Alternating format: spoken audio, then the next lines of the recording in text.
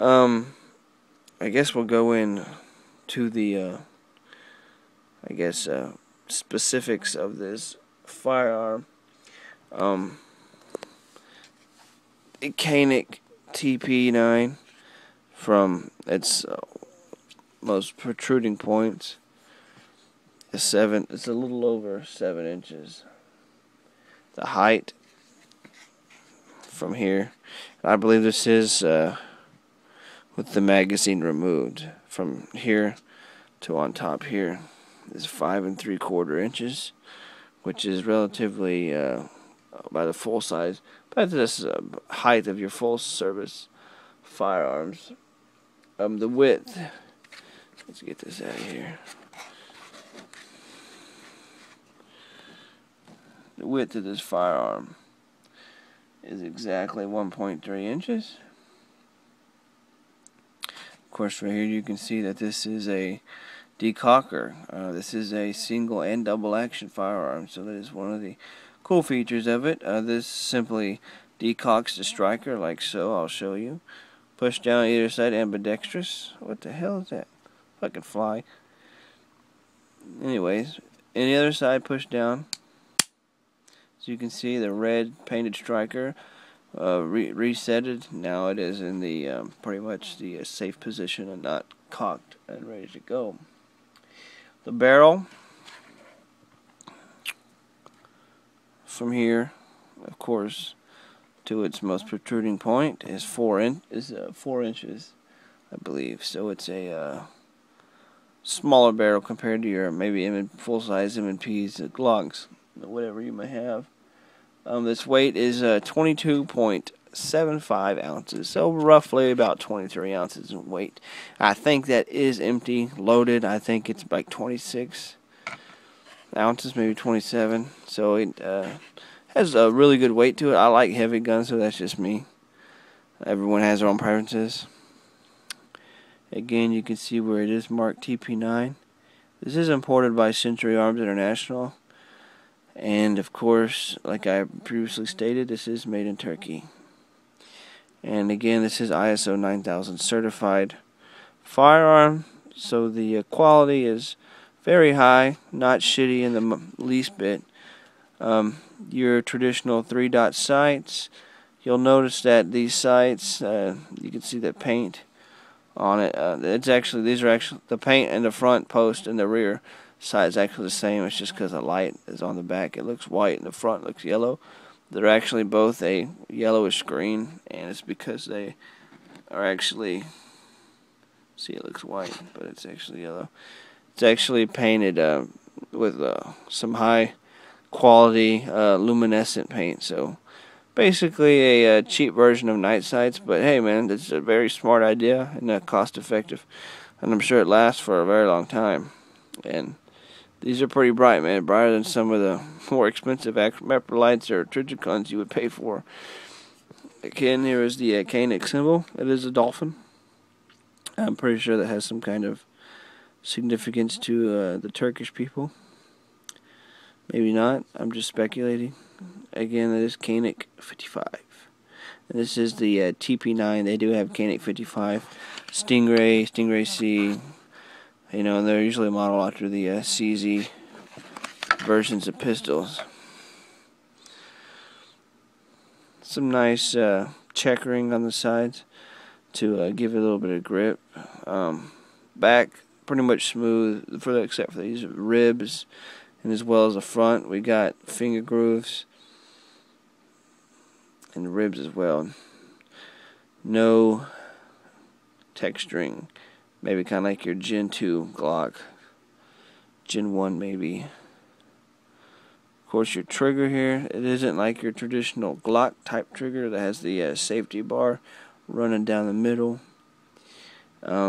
This does break pretty well. I'd say the single action is about 16 pounds and the double is probably 5.5, 6.5 pounds. It breaks down extremely easy, way more easier than a Glock. You don't have to. On a Glock, you kind of have to hold the little things down here and pull back on the slide a little bit, pull pull the trigger and it pops off. With this, it's much more easy. I wish I could show it. I don't think I can without it messing up here, because I know it's gonna, this damn phone's gonna fall. I just know it. If I can angle it just right, it might work, might not, I don't know. Okay, you see right here, of course I do have a loaded magazine in it.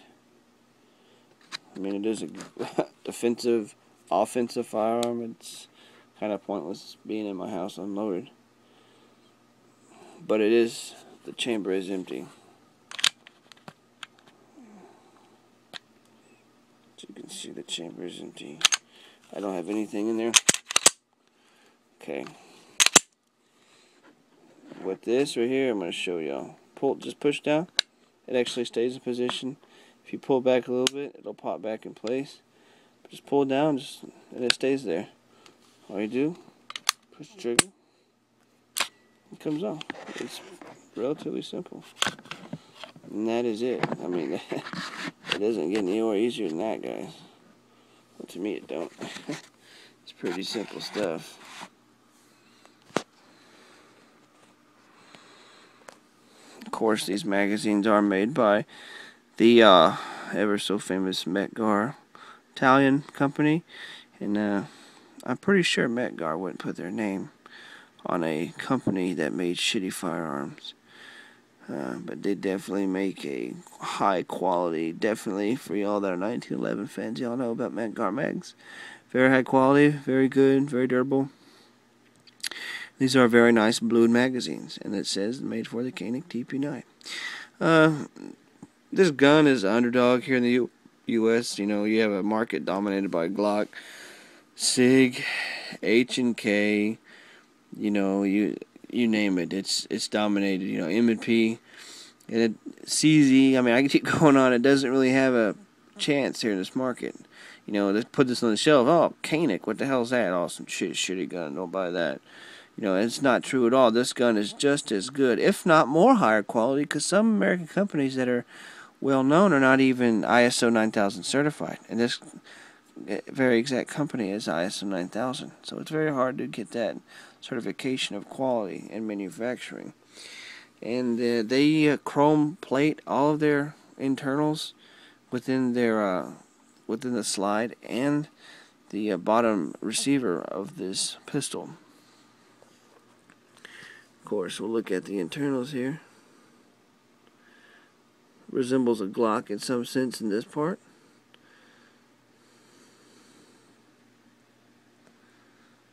Somewhat maybe in the back.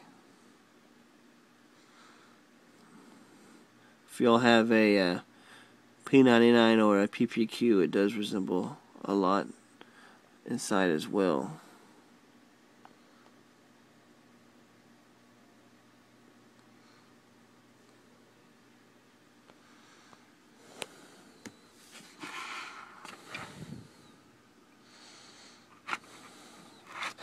Of course, I'll show you this. The recoil spring is steel, as well as the spring is steel, so it resembles the M&P spring a lot, for y'all that are familiar with it.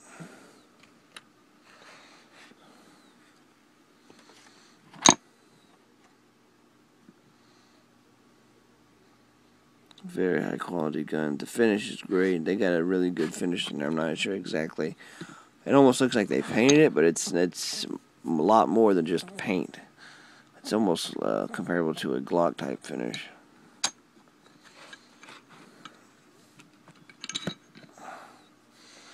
Here's the CANIK barrel, 9x19.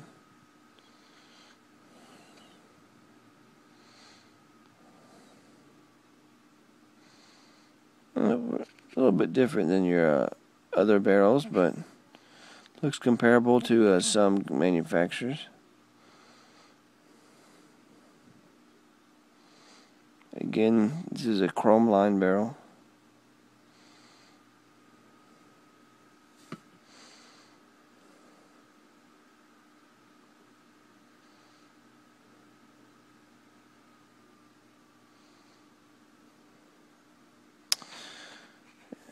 Not sure the exact steel they use in this manufacturing.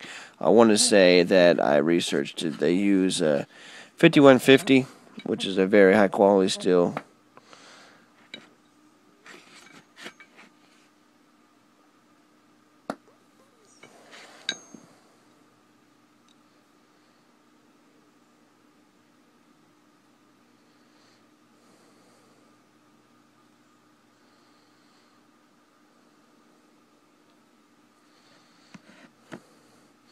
Of course, as well, with this you can see that when you receive this, it comes with either a belt attachment or a paddle attachment for this very nice holster. Resembles the Black Hawk holster, almost identical. Well, pretty much is identical. Of course, it is marked CANIK 55, made specifically for this firearm. It is a very good holster. I enjoy it. It holds up well. Of course, it has your belt hooks there, so it stays in place. I wish it was a little bigger and had two of them. Don't hold up as well as some of the other. I use a Phobos personally in my other ones, but this is a pretty good one. I'm not a fan of the lock right there in the trigger. When you're in panic mode, you could very, very easily forget to push that and pull up the gun and the paddle all together, and then you're screwed. But then again, this came with it, so you can't complain, man. You got a holster, it came with it, 2 different attachments, nice cleaning rod, a cleaning brush that came with it, nice plastic foam case with its own cutouts, 2 mags, of course, that you can see right here.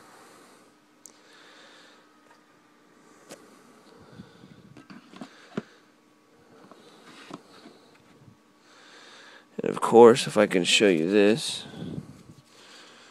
of course, like I said, it is imported by Century Arms. Not made by them in any sense, it's imported.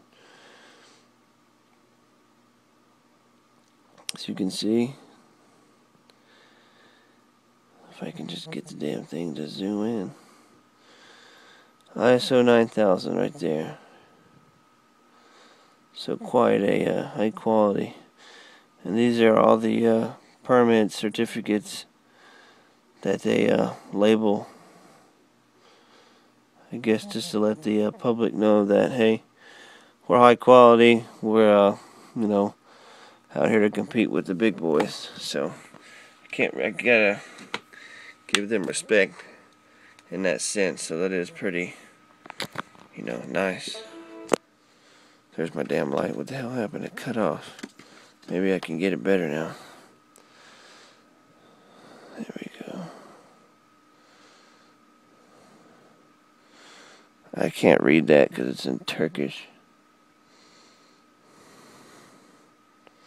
But then again, it's kind of nice that they post all their, you know, certificates and operating permits or whatever.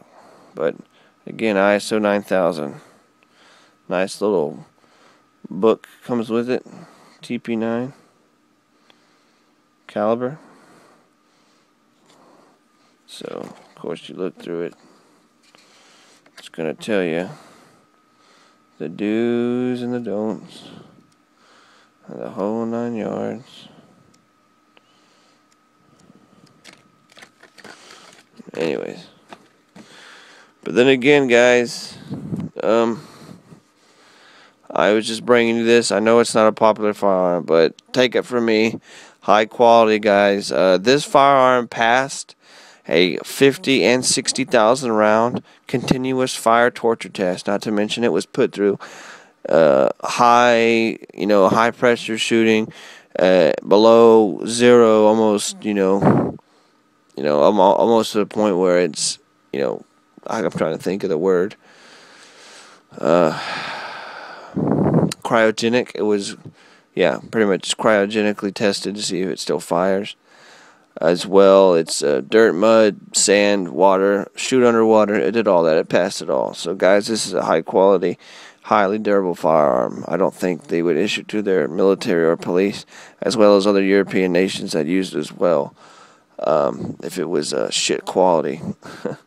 That I have a high belief in. You know, of course, you're going to have your naysayers that say, well, it's not a Glock, it's not a SIG. Oh, it's not H&K, yeah, it's some off-brand. Well, that's not true. I know a lot of brands that are not famous at all in our market that are better, if not as good or better than our guns that we're so familiar with. Forgot to say that these magazines here, these are, these particular mags, I believe, are 17-round magazines, but they do make 15-round mags, and they do make 18-round mag. I don't know why. I don't know why you'd want to buy another mag just for one extra round, but hey, it all counts, man. It helps. We'll go over it before I leave. Again, I did say this is a polymer frame pistol. Of course, you can see with your metal internals where it counts. Of course, not everything's plastic. You do have a decocking lever here on top of the firearm, like I went over, which is located right here. You do have two different back straps. The one I have on there right now is the one that came with the firearm. They do have another one right here, which is a bit wider and fatter. Like most of your ones come with 3, but you know, this one only comes with 2, which is, you know, more than enough. As well that the magazine detach, magazine catch, whatever it is, ambidextrous. You can see it here, but as well, you can flip it around, and it will do just the same thing as it did on the other side.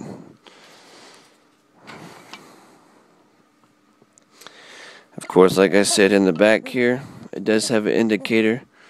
It does have an indicator when it is loaded. You can see in there that red paint on the striker. When it is loaded, that striker sticks a little bit out the back of the hull. Then you know that there is a round in the chamber and it's ready to go. The rear sight right here is adjustable, as you can see.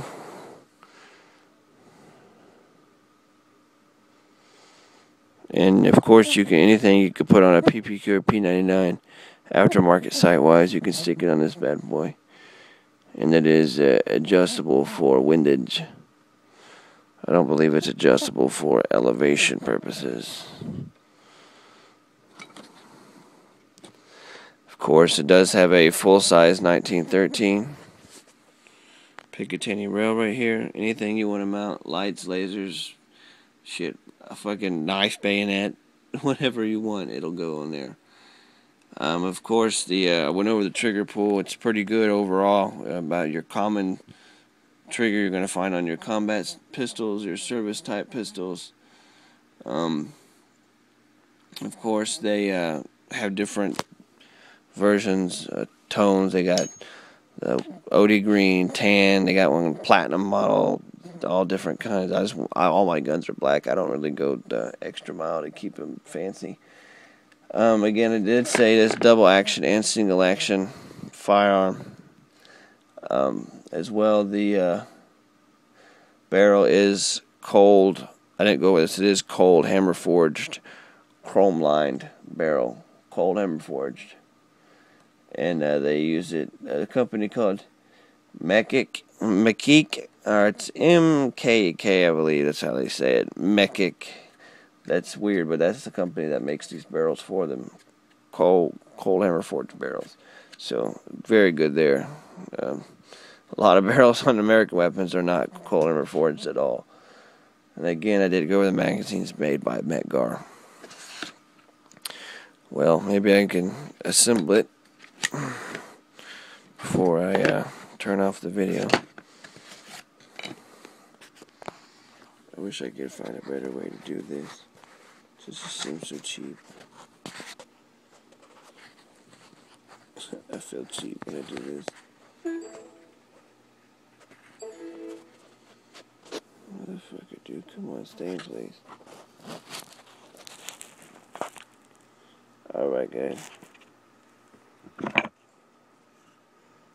course, you got your frame. You gotta put that aside. For all y'all that don't know about guns, you're gonna get the slide, as you can see here. Put your barrel in there.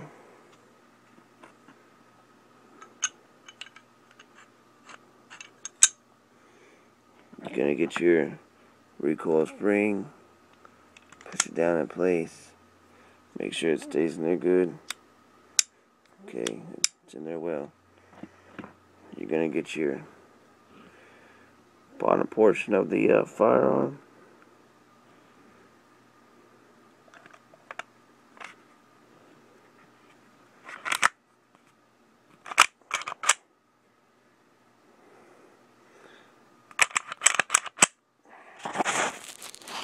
And that's pretty much how you do this. Then you put it back together and you're ready to go. So it's a pretty simple breakdown of this firearm.